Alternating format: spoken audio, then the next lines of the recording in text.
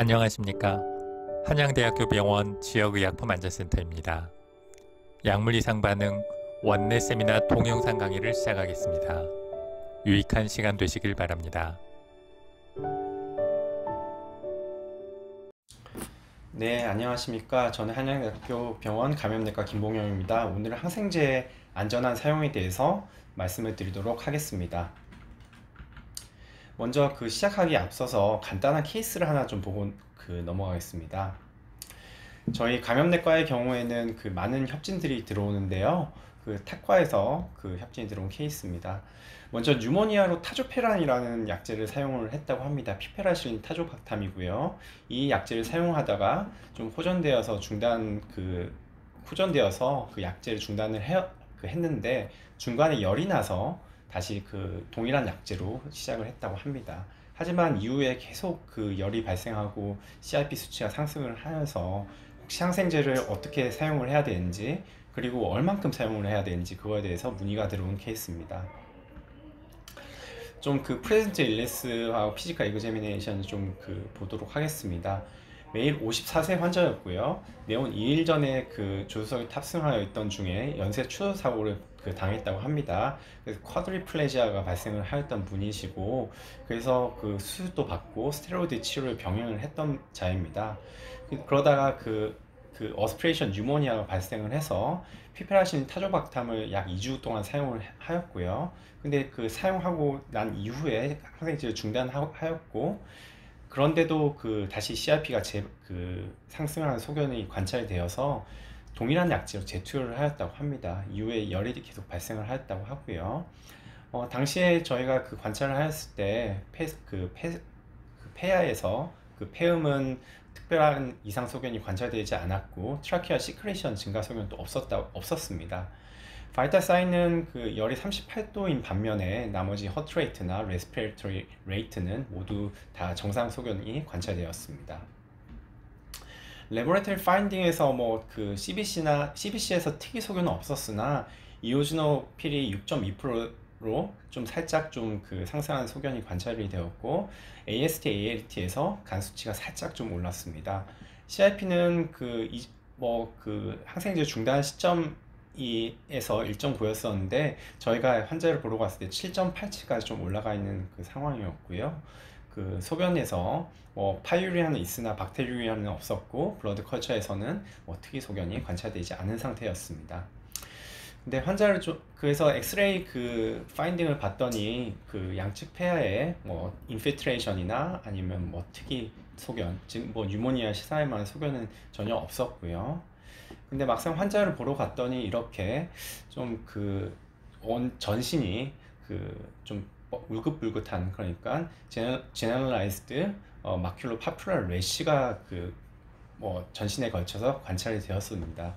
이에 저희는 아마도 이거는 항생제에 의한 그런 약제 부작용이 발생을 하였다 이렇게 생각을 해서 저희가 항생제 중단을 권고를 하였고 중단 후에 모든 상황이 다 깔끔하게 정리된 그런 사례였습니다. 이렇게 항생제는 여러 가지 부작용들을 좀 발생을 시킬 수가 있는데요. 그에 대해서 좀 일반적인 부작용을 먼저 좀 짚고 넘어가고 그 이후로 개별적인 약제에 대해서 좀 말씀드리도록 하겠습니다. 먼저 일반적인 부작용 좀 간단하게 보도록 하겠습니다. 먼저 드러그 피버, 약열이라고 하죠. 약열을 좀 우리 앞선 사례에서 봤듯이 약열을 좀 자주 발생하는 경향이 있고요. 정의는 약물 투여에 의해서 유발되고 약물 중단과 동시에 사라진 열을 의미를 합니다. 그래서 이런 다른 감염이나 기타 원인들이 배제되고 이런 약제와의 연관성이 좀 높다고 판단될 때 우리가 약열로 좀 진단을 할 수가 있고요. 이것은 가장 흔한 항생제 매개 과민성 부작용 중에 하나입니다. 입원 환자 FU에서 10에서 15% 정도까지 나타날 정도로 좀 많이 흔하다고 하고 실제로 저희 임상에서 많이 접할 수가 있습니다.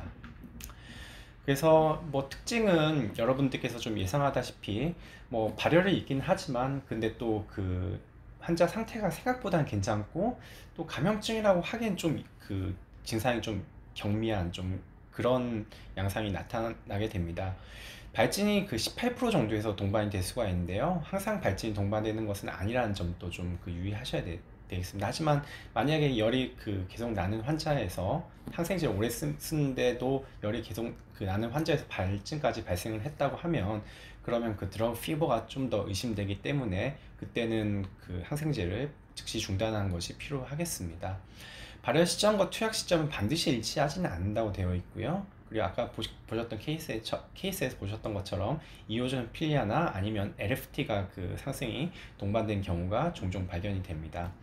원인 약제는 주로 베타락탄 계통 약제, 즉 페니실린이나 아니면 세팔로스포린 이런 것들이 가장 모스트 커먼하다고 되어 있고요. 그리고 트리메스프린, 설파맥소사졸, 우리 병원에서 셉트린이라는 이름의 약제로 사용되고 있는데요. 이 약제가 비교적 흔하다고 되어 있습니다. 그리고 항생제 이외에도 사실은 이런 안티컨버전트나 아니면 알로퓨리놀, 엔세이드 이런 약제들도 유발을 할 수가 있으니까 저희 많은 임상에 계신 분들께서는 이런 것들에 대해서 유의하실 필요가 있겠습니다. 두 번째는 아까 약열과 관련이 되는데요. 드러그 이럽션입니다. 역시 약제 감인 반응의 피부 소견이고요. 아까 저희 케이스에 보셨듯이 전신성으로 발생을 할 수도 있지만 손 발바닥을 침범하는 국소적으로도 발생을 할 수가 있다고 되어 있습니다. 마찬가지로 락탐 계통의 항생제나 아니면 트리메스프린, 설파맥소사졸이 흔한 원인 약제라고 알려져 있고요. 그리고 방코마이신 같은 경우에도 이렇게 이렇게 피부를 울긋불긋하게 하면서 열을 발생을 시킬 수가 있는데, 이와 같은 경우에 조금 기전이 다르다고 합니다. 그러니까 베타락탐 계통은 특히 알러직 리액션을 갖다 일으키는 반면에 방코마이신 같은 경우에는 알러지 반응보다는 방코마이신을 빠르게 주입을 하였을 때 히스타민 매개 반응이 일어나서 이렇게 울긋불긋한 레드맨 신드롬이 발생을 할 수가 있다고 되어 있고요. 때문에 방코마이신을 사용을 할 때는 혈관 내로 점적하는, 그러니까 즉 한 30분 정도의 간격을 두고 천천히 투여하는 그런 요법으로 사용을 하셔야 되시겠습니다. 아나필락시스도 역시 마찬가지로 이런 알러직 리액션인데요. 잘 아시다시피 발진이나 인후부종, 혈압 저하 등이 약물 투여 직후에 급격히 시작되어 사망에까지 이르게 할 수 있는 중증 알레르기 반응이라고 좀 보시면 되겠습니다. 마찬가지로 아까 계속 언급하고 있는 베타락탄 계통이나 트리메스프린, 설파메소사졸 계통의 항생제가 흔한 원인 약제라고 되어 있고요. 이런 근데 반드시 이 사람한테는 항생제가 필요하다. 그런데도 과거에 예를 들어서 아나필락시스 그런 과거력이 있기 때문에 이런 약제 선택이 좀 어려울 경우에는 아스트레오넘이나 이미페넴, 메로페넴 같은 계통의 항생제를 쓰게 되면 이런 아까 말씀드렸던 페니실린 계통 약제, 베타락탄 계통 약제와 크로스 리액티비티가 그렇게 높지가 않기 때문에 안전하게 사용을 할 수가 있다고 되어 있습니다. 베타락탐 알러지, 그래서 아까 말씀드린 세 가지는 사실 베타락탐 알러지와 좀 밀접하게 연관이 되어 있습니다. 알러지는 잘 아시다시피 약물에 대한 면역학적 반응이고요.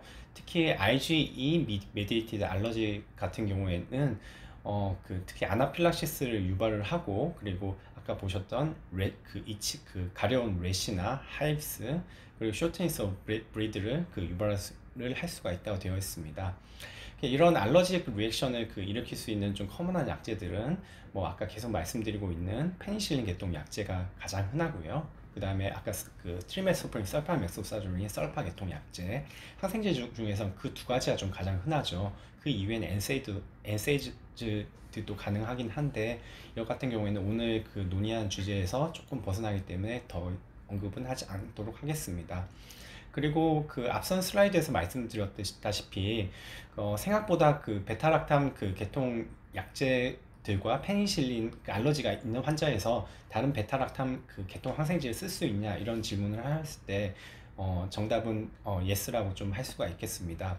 만약 페니실린 알러지가 있는 환자에서 세팔로스포린을 사용을 했을 때 이렇게 크록스 리액티비티가 나타나서 동일한 알러지 리액션이 나타나는 경우가 0.5에서 3% 정도가 관찰이 되고 있고요.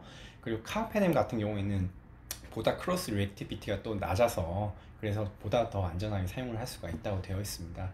생각보다 그러니까 한 가지 베타락탄 계통 항생제에 알러지 리액션을 보였다고 해서 다른 베타락탄 계통 항생제도 모두 다 사용을 하지 않아야 된다. 이것은 좀 틀린 얘기라고 할 수가 있겠습니다.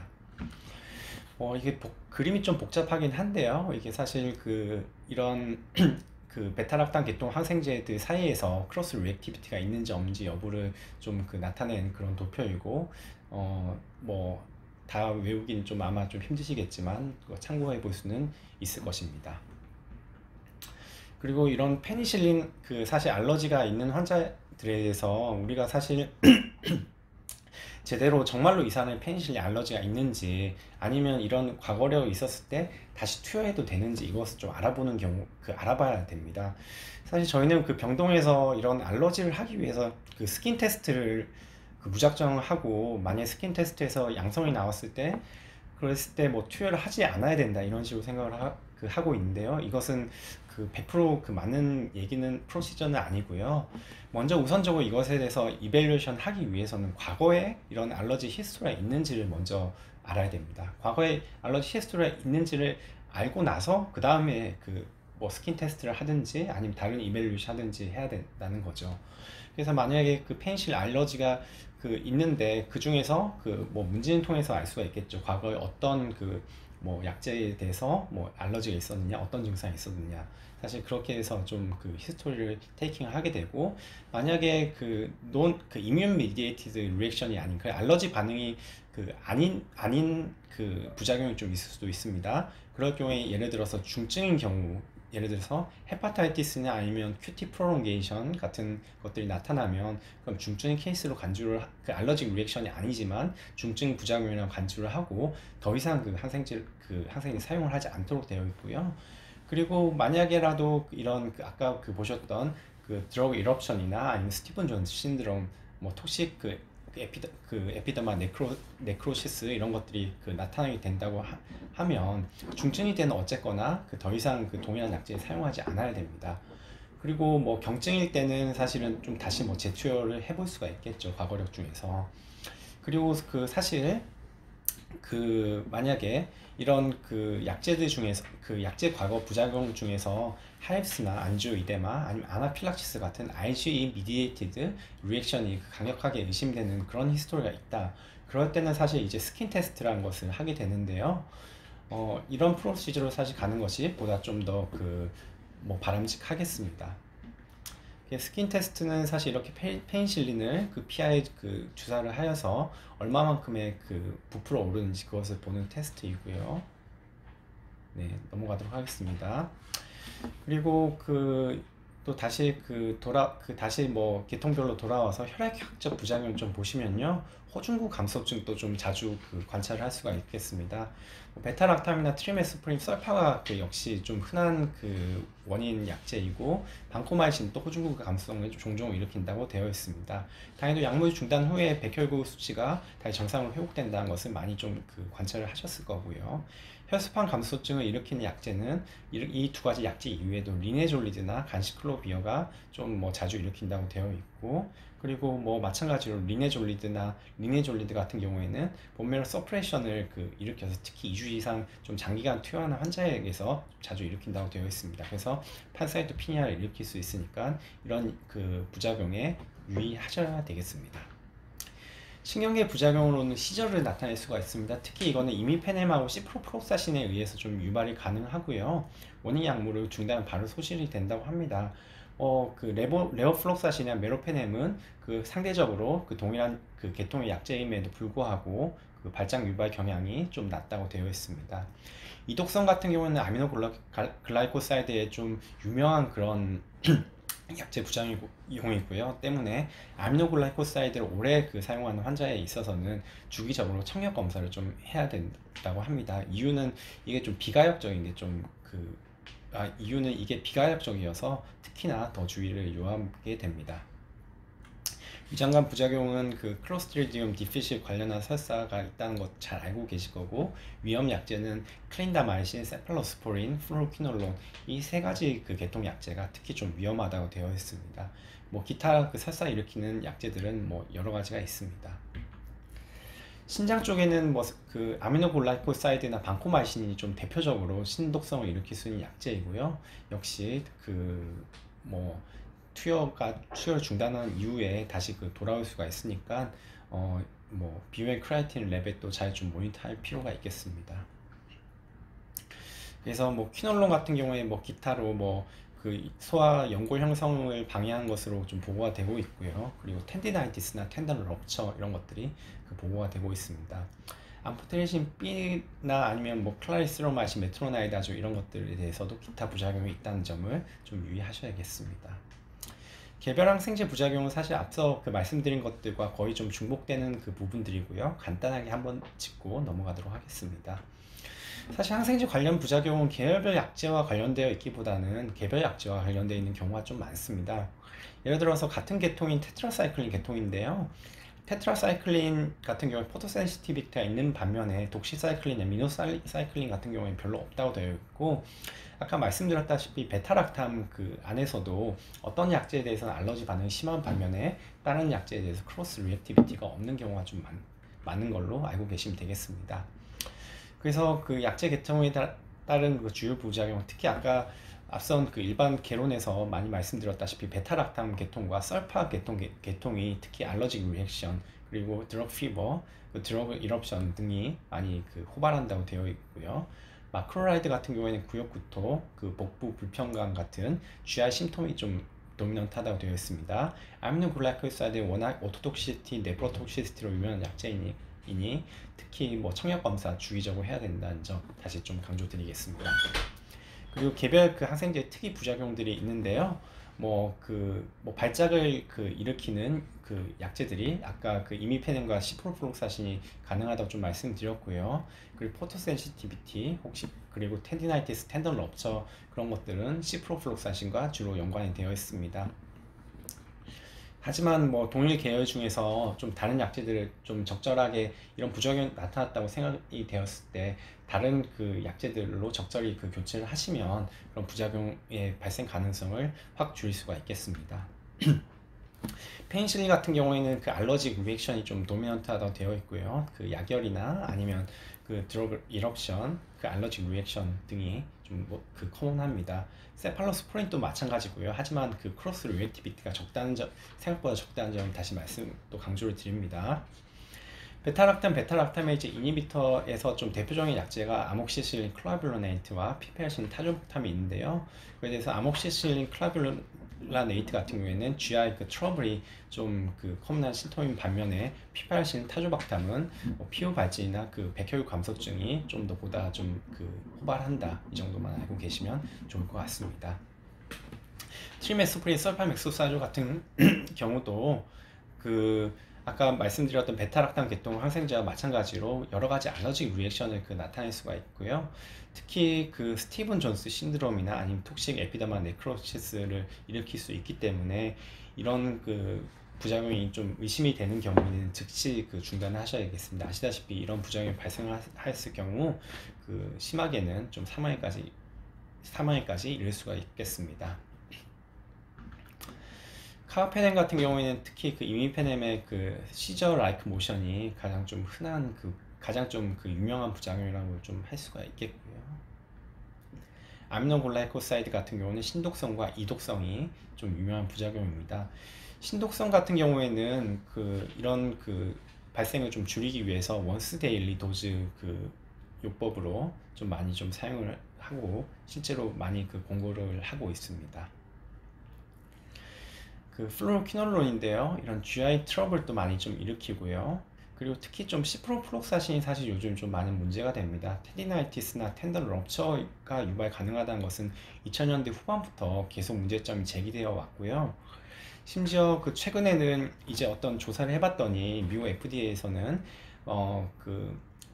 아ortic 럽처나 아니면 페리페랄 그 아스레스클레로시스가 있는 바스큘라 그 럽처 같은 것들도 유발을 할 수가 있어서 좀 상당히 좀 주의를 해야 되는 그런 약제로 많이 그 경고를 하고 있습니다. 때문에 그 시프로플록사신은 좀 가급적 좀 그 사용을 자제하는 것이 필요하겠습니다. 반코마이신은 그 레드맨 신드롬이 그 유발될 수 있기 때문에 그 30분에서 1시간에 걸쳐 천천히 그 투여하는 것이 좀 필요하고요. 그리고 신독성이나 아니면 호중구 감소증도 그 유발을 할 수가 있습니다.